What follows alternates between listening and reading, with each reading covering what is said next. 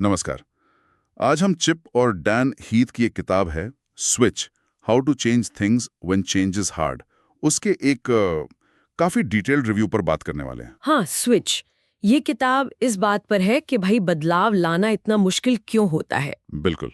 और रिव्यू कहता है कि ये किताब एक बड़ा ही इंटरेस्टिंग आइडिया देती है। हाँ, वो राइडर, एलिफेंट और पाथ वाला। वही मतलब हमारे अंदर एक राइडर है जो लॉजिक से सोचता है, एक एलिफेंट है हमारी भावनाएं, और हम एक पाथ पर चल रहे हैं यानी हमारा माहौल। और रिव्यू का निचोड़ यही है कि अगर पक्का बदलाव लाना है तो इन तीनों को साधना पड़ेगा। तो चलिए इस रिव्यू की गहराइयों में उतरते हैं थोड़ा। हाँ, देखते हैं ये सब कैसे काम करता है असल में। जरूर। तो सबसे पहले ये राइडर, हमारा लॉजिकल दिमाग। रिव्यू कहता है कि इसे दिशा चाहिए, एकदम साफ। हाँ, किताब इसके लिए 3 चीजें बताती हैं। ब्राइट स्पॉट्स ढूंढो, मतलब जो पहले से काम कर रहा है उस पर ध्यान दो। जरूरी कदम लिखो, मतलब एकदम क्लियर इंस्ट्रक्शन। और मंजिल साफ रखो। बिल्कुल। ये ब्राइट स्पॉट्स वाली बात काफी पावरफुल है, क्योंकि हम अक्सर ना प्रॉब्लम पर ही फोकस करते रह जाते हैं। सही कहा। रिव्यू इस बात पर जोर देता है कि छोटी छोटी सफलताएं पहचानना जरूरी है। इससे राइडर को लगता है कि हाँ, ये हो सकता है। और वो क्लियर इंस्ट्रक्शन वाली बात? वो भी उतनी ही जरूरी। अगर राइडर कंफ्यूज्ड है कि करना क्या है, तो वो आगे बढ़ेगा ही नहीं। मतलब अस्पष्टता दुश्मन है एक तरह से। बिल्कुल, अस्पष्टता तो रोक ही देती है। अच्छा, ये तो ही राइडर की बात, पर वो जो बड़ा सा हाथी है अंदर, हमारी भावनाएं, उसका क्या? रिव्यू के हिसाब से उसे तो प्रेरित करना पड़ता है। हाँ, और यहीं पर असली खेल है। रिव्यू साफ कहता है कि हाथी यानी हमारी भावनाएं अक्सर राइडर पर हावी हो जाती है। हाँ, ये तो होता है। तो इसे मोटिवेट करने के लिए किताब कहती है, इमोशन से कनेक्ट करो। सिर्फ आंकड़े नहीं, दिल को छुओ। अच्छा। बदलाव को छोटा करो, मतलब बड़े पहाड़ मत दिखाओ हाथी को, छोटे छोटे कदम। हाँ, ताकि वो डरे नहीं। बिल्कुल। और लोगों में वो ग्रोथ माइंडसेट जगाओ, ये विश्वास कि हाँ, हम सीख सकते हैं, हम बदल सकते हैं। ये ग्रोथ माइंडसेट वाली बात तो बहुत अहम है। हाँ, रिव्यू में उदाहरण भी दिए हैं कि कैसे सिर्फ इमोशनल अपील से बड़े बदलाव आए हैं। सही बात है।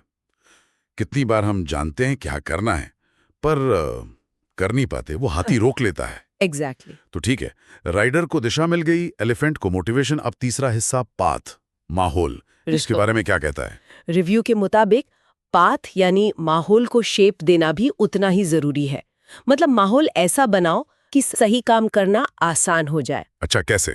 किताब कहती है, माहौल में छोटे छोटे बदलाव करो, जैसे हेल्दी खाना सामने रख दो, जंक फूड छुपा दो। आदतें बनाओ, ऐसी आदतें जो धीरे धीरे ऑटोमेटिक हो जाए। और झुंड को साथ लाओ, मतलब सोशल प्रेशर या सोशल सपोर्ट का इस्तेमाल करो। Social influence. हाँ, क्योंकि हम देखकर सीखते हैं और दूसरों से प्रभावित होते हैं। रिव्यू कहता है कि माहौल में जरा सा बदलाव भी बड़े नतीजे दे सकता है। तो ये तीनों चीजें मिलकर काम करते हैं, लॉजिक, इमोशन और माहौल। अच्छा, रिव्यू के हिसाब से इस फ्रेमवर्क की सबसे बड़ी खूबी क्या है?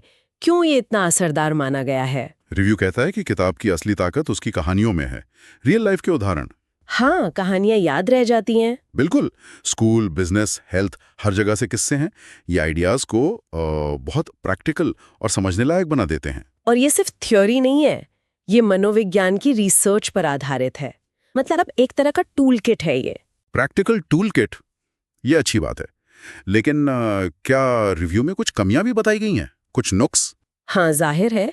रिव्यू कुछ आलोचनाएं भी बताता है, जैसे कुछ लोगों को लग सकता है कि आइडियाज थोड़े दोहराए से गए हैं। अच्छा। और ये भी कि बहुत बड़े कॉम्प्लेक्स ऑर्गेनाइजेशनल बदलावों के लिए शायद ये अकेला फ्रेमवर्क काफी न हो, थोड़ा और एनालिसिस चाहिए होगा। मुमकिन है। और हाँ, जो लोग बहुत डेटा ड्रिवन अप्रोच पसंद करते हैं, उन्हें शायद कहानियों पर इतना जोर देना थोड़ा कम ठोस लगे। ये भी पॉइंट है, अलग अलग पाठक की अलग पसंद होती है। तो फिर ये किताब किन लोगों के लिए सबसे ज्यादा फायदेमंद है रिव्यू के हिसाब से? रिव्यू इसे लीडर्स, मैनेजर्स, टीचर्स, पेरेंट्स, मतलब हर उस इंसान के लिए उपयोगी बताता है जो बदलाव लाना चाहता है, खुद में या दूसरों में। हाँ, या किसी सिस्टम में।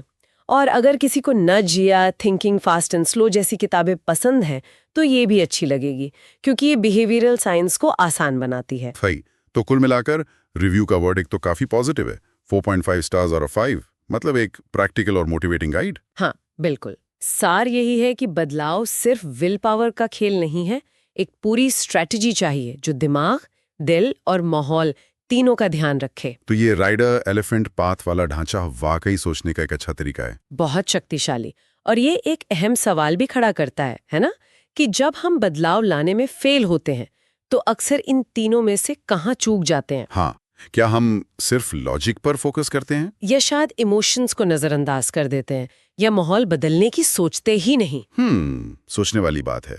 अच्छा, तो इस चर्चा के बाद हमारे श्रोताओं के लिए एक विचार छोड़ते हैं। हाँ। अपनी किसी पर्सनल या प्रोफेशनल चुनौती के बारे में सोचें जहां बदलाव लाना है। हाँ। और फिर उसे इस राइडर एलिफेंट पाथ वाले चश्मे से देखें। अच्छा आइडिया है। क्या इससे कोई नई बात समझ आती है? क्या सिर्फ एक चीज पर फोकस करने से, जैसे माहौल में एक छोटा सा बदलाव या किसी बड़े काम को एकदम छोटे स्टेप्स में तोड़ने से कोई फर्क पड़ सकता है? इसे आजमा कर देखने लायक है। बिल्कुल, शायद जवाब वहीं मिल जाए।